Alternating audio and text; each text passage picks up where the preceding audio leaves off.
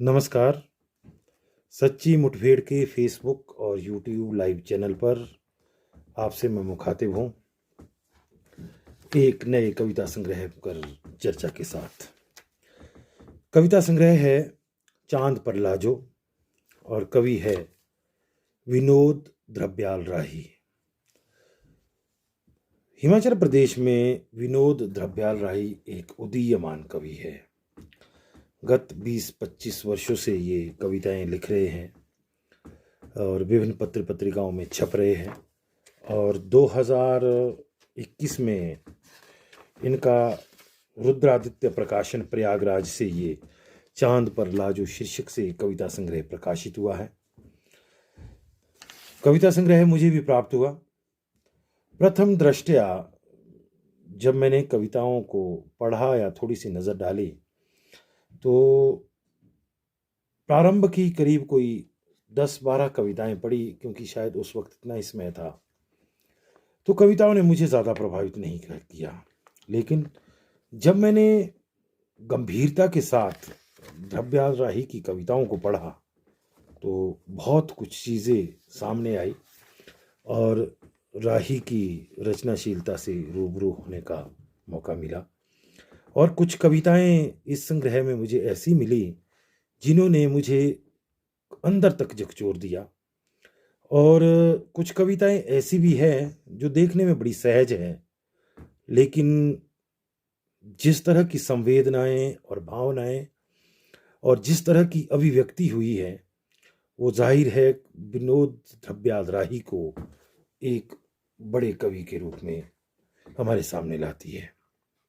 निसंदेह जब भी कोई कविता संग्रह प्रकाशित होता है तो उसमें सारी कविताएं एक जैसी नहीं हो सकती, लेकिन एक विद्वान आलोचक के शब्दों में कहूं कि एक कविता संग्रह में एक कविता मिल जाए और एक कविताओं में भी अगर एक महत्वपूर्ण पंक्ति मिल जाए तो वो कविता संग्रह उल्लेखनीय हो जाता है। करीब जो महत्वपूर्ण 6-8 कविताओं की चर्चा मैं आपके साथ करूंगा।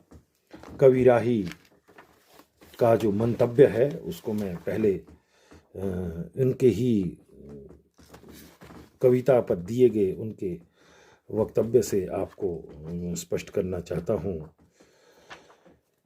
जिसमें कवि द्रव्याल राही कहते हैं, कवि तुम लिखना कविताएं केवल पसंद आने के लिए नहीं, लकीर को पीटने वाली नहीं बल्कि मिटाने वाली।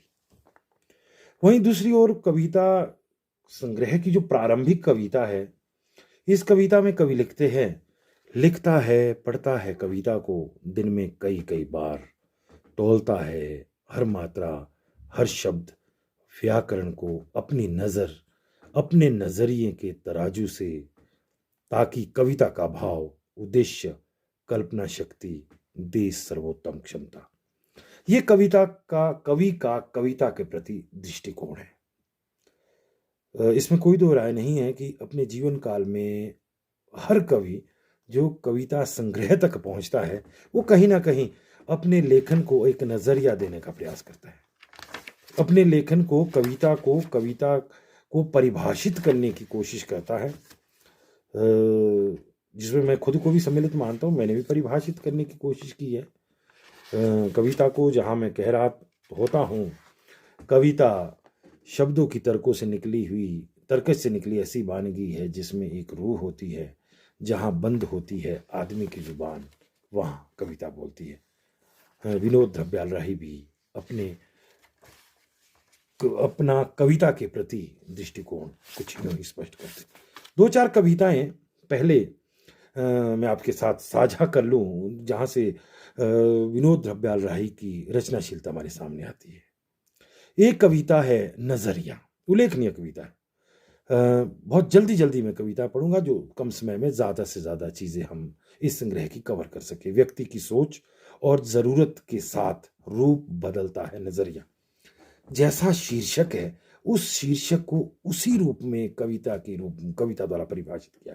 जैसे कि किसी के लिए चांद प्रेमिका है, किसी के लिए प्रेमी, किसी का मामा, किसी को चांद रोटी दिखता है, किसी के लिए कौतूहल और रोमांच है चांद, कोई उसे उल्टे समुद्र में तैरती किश्ती देखता है। किसी के लिए विज्ञान संभावना खोज की, किसी के लिए भगवान शैतान भी। हर किसी का देखने का अपना नजरिया है, लेकिन चांद को चांद देखना भी गलत नजरिया नहीं। ये है द्रव्याल राही की रचनाशीलता का एक उत्कृष्ट रूप। पहली कविता मैंने आपके साथ जो साझा की, और एक बहुत मार्मिक कविता है नन्हे हाथ। कवि का दृष्टिकोण एक बड़ा स्पष्ट है। कवि ने पूरे करीब 68 कविताएं हैं इसमें। नन्हे हाथ पर बात करने से पहले मैं एक कवि का दृष्टिकोण मैं आपके सामने स्पष्ट कर दूं। रोजमर्रा के जीवनचर्या में घटित होने वाली घटनाएं, रिश्ते, नाते, कार्य व्यापार, समग्र गतिविधियां, कहीं चुनौतियां, कहीं अनुभूतियां, तदुपरि चित्त वृत्तियों में सहज और स्वाभाविक संवेदना विनोद द्रव्याल राही की कविता में हमें मिलती है। ये कविताएं कविता लेखन के लिए नहीं लिखी गई है, मैं ये कह सकता हूं जहां तक मैं समझा हूं इस संग्रह से। ये कविताएं जिस भाव में जैसे उमड़ी है सहज अनुसूत है। एक बड़ी बात, कविता में अनावश्यक विस्तार नहीं है जो नई पीढ़ी के कवियों में कहीं ना कहीं खलता है। एक भी शब्द मुझे अनावश्यक नहीं लगा, और जो कविता जिस रूप में कही है उसी रूप में हमें हमारे अंदर वो भाव प्रकट होते हैं। ये अलग बात है कि कुछ कविताएं ऐसी भी है जो कहीं ना कहीं अस्पष्ट है, या प्रत्येक पाठक जो है उसके भाव को पूर्णतया समझ नहीं सकता, लेकिन जो कविता जिस रूप में प्रकट हुई है वो पाठकों को उद्वेलित करती है। नन्हे हाथ कितनी मार्मिक कविता है। एक कवि हृदय कैसे सोचता है। नन्हे हाथ मतलब एक गरीब बच्चे के वो नन्हे हाथ जो एक प्रेम चाहते हैं, जो सद्भावना चाहते हैं, जो सहानुभूति चाहते हैं, लेकिन समाज का जो उच्च वर्ग है, एक बड़ा वर्ग है, वो उन नन्हे हाथ। कभी गाड़ियों के सिग्नल जहां रुकने की अवस्था में, सफर की अवस्था में एक भिखारियों के हाथ, एक गरीब और जरूरतमंद बच्चों के हाथों का उल्लेख करते हुए जिक्र करते हैं। अपनी रईसी के हिसाब से लोग धर देते हैं उन हाथों पर कुछ सिक्के या छोटा नोट, या खाने की कोई चीज अनमने ढंग से, या जोरदार चपत ताकि जल्द बार खिंच जाए मैले कुचले हाथ। या खाने की चीजों के अतिरिक्त उन हाथों को चाहिए स्नेहिल स्पर्श, पारखी नर्जे, जो करे प्रयत्न उनकी लकीरों और मजबूरियों को पढ़ने का।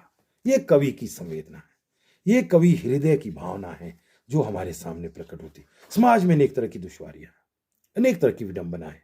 एक अवसरवादी कविता एक बहुत बड़ा व्यंग्य है हमारे समाज पर, जहां पर एक सभ्यता के दंभ में असभ्यता का चोला पहनाया जाता है। सभ्यता के दंभ से ऐसे असभ्य कृत्य किए जाते हैं जिसको आम आदमी के सरोकारों के साथ जोड़ा गया है। सभ्य कहलाने वाली लड़कियां, कॉलेज की लड़कियों ने मजदूर औरतों और लड़कियों को असभ्य कहते हुए फाड़ डाले उनके कपड़े। लड़के ठहरे अवसरवादी, एक को बचाने की खातिर लुट गई कईयों की आबरू। ये एक ऐसा यथार्थ है, मैं खुद इस अवस्था से दो चार होता हूं। ये चीजें मुझे कई बार दृष्टिगोचर होती है अपने कार्य व्यवसाय से। मैं तब ये कह सकता हूं कि एक यथार्थ व्यंग्य, यथार्थ चित्रण, और यथार्थ चित्रण में एक व्यंग्य जो एक कवि ही व्यक्त कर सकता है, वो द्रव्याल राही ने किया है। एक और कविता का उल्लेख मैं करने जा रहा हूं, वो है एक लाल गाय। जिस तरह की मान्यताएं, धारणाएं हमारे समाज में है, या हम जिस रिचुअल्स की बात करते हैं, हम चाहे वो ज्योतिष की दृष्टि से देखा जाए, कर्मकांड की दृष्टि से देखा, हमारी सांस्कृतिक परंपराओं की दृष्टि से देखा जाए, तो उनमें कई सारी चीजें ऐसी नजर आती हैं जो कहीं ना कहीं आज जिस यथार्थ की बात हम कर सकते हैं, जिस प्रत्यक्षीकरण और प्रमाणीकरण की हम बात करते हैं, हमें वो सिर्फ हाइपोथेसिस काल्पनिक सी लगती है। यहाँ एक लाल गाय का एक बहुत करारा व्यंग्य है, आप भी आनंद लीजिए इस कविता का। हाँ, मतलब तो पूरी पूरी कविता पढ़ता हूँ तभी मजा आएगा। बड़ी जल्दी से दरवाजा खुलते ही दौड़ी आती है, गर्दन उठा, पेट पर कुबड़ वाली लाल गाय, लाल रंग की गाय, पेट में भूखा, आंखों में उम्मीद लिए। सिर्फ विवरण है, समकालीन कविता जैसे लिखी जाती है।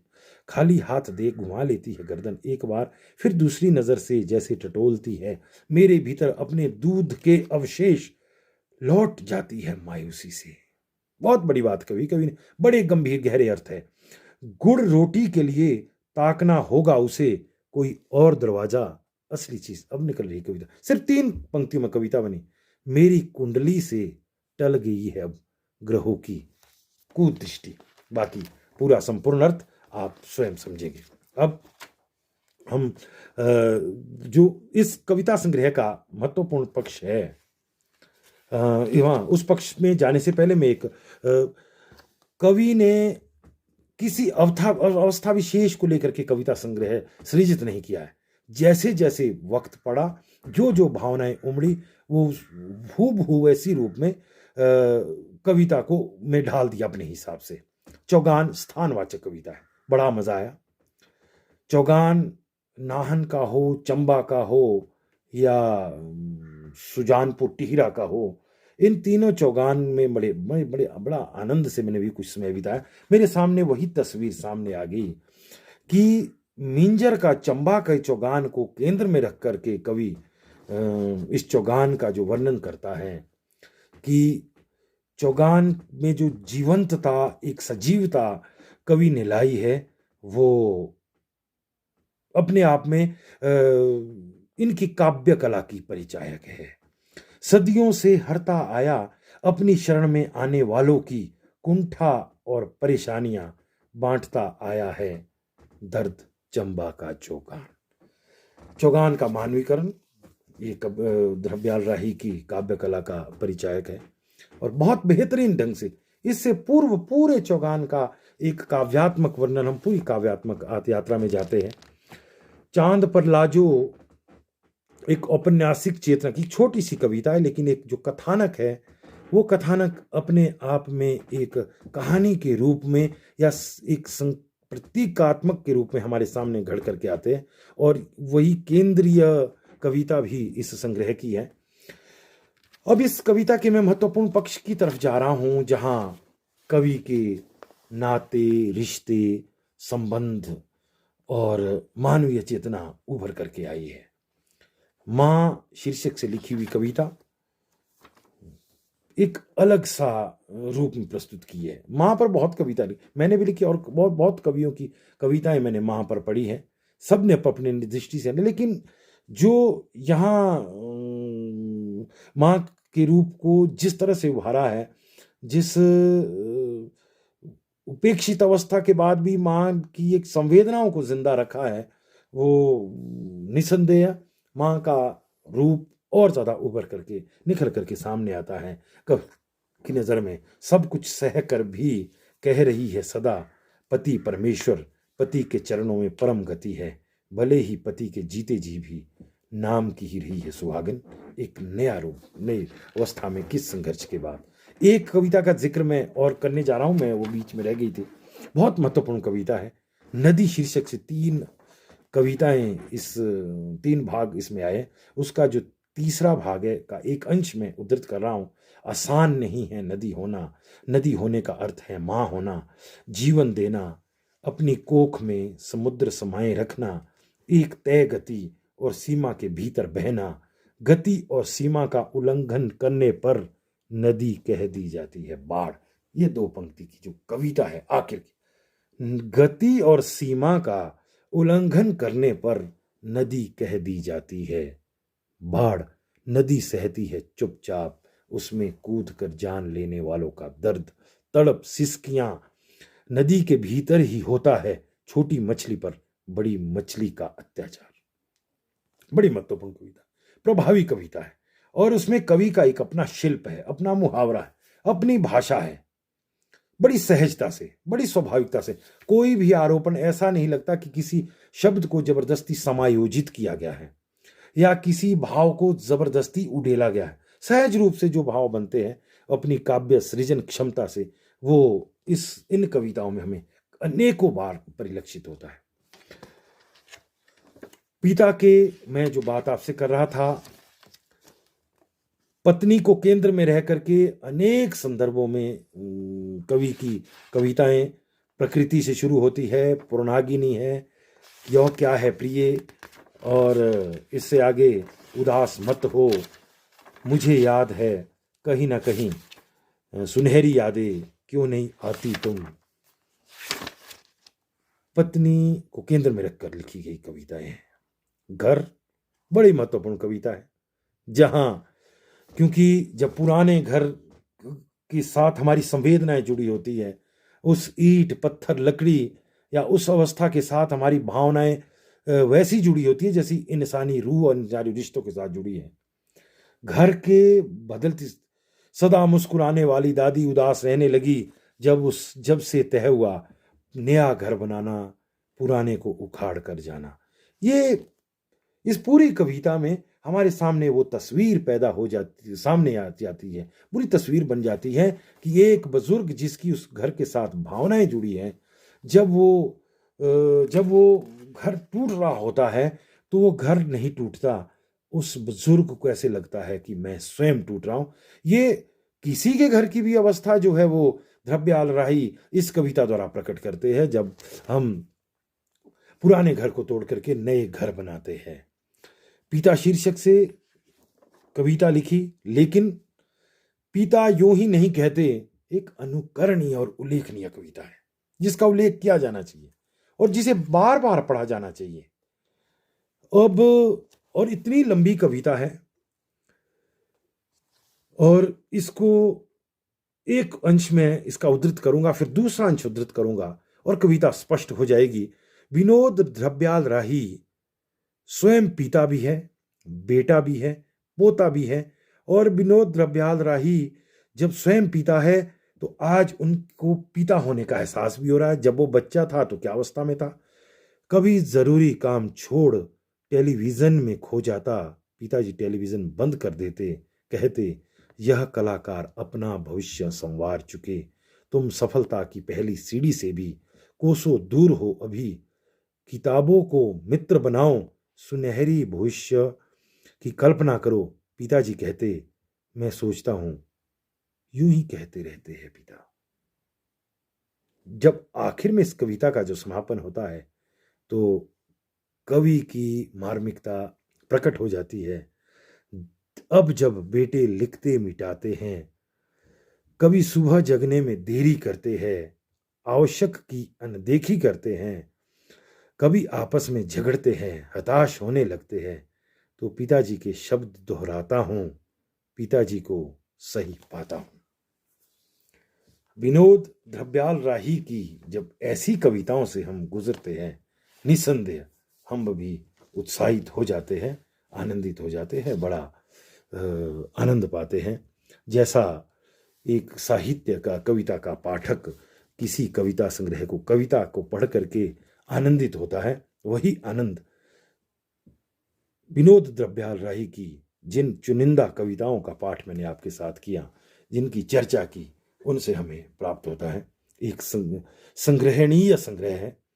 विनोद द्रव्याल राही समकालीन कविता को अपने नजरिए से लिखते हैं, अपने शिल्प से लिखते हैं। कहीं कोई आरोपण परिलक्षित नहीं होता है, ना ही कहीं पुनरुक्ति है, ना ही कोई क्षेत्र विशेष है कविता का। एक कवि जिस जिस अवस्था में, रोजमर्रा के जीवन में या मानवीय अनुभूतियों में जिस जिस अवस्था से गुजरता है, उस अवस्था को अपनी काव्य प्रतिभा से प्रकट करता है, एक अपने अंदाज से प्रकट करता है। वही द्रव्याल राही की काव्य कला है, काव्य शिल्प है और काव्य कौशल और काव्य क्षमता है। विनोद द्रव्याल राही को चांद पर लाजो कविता संग्रह के लिए बहुत बहुत बधाई और शुभकामनाएं। उम्मीद करता हूं कि आप निरंतर काव्य सृजन करते रहें और अपने काव्य सृजन से हिंदी पाठकों को आनंदित और जागृत करते रहें। बहुत बहुत बधाई, धन्यवाद।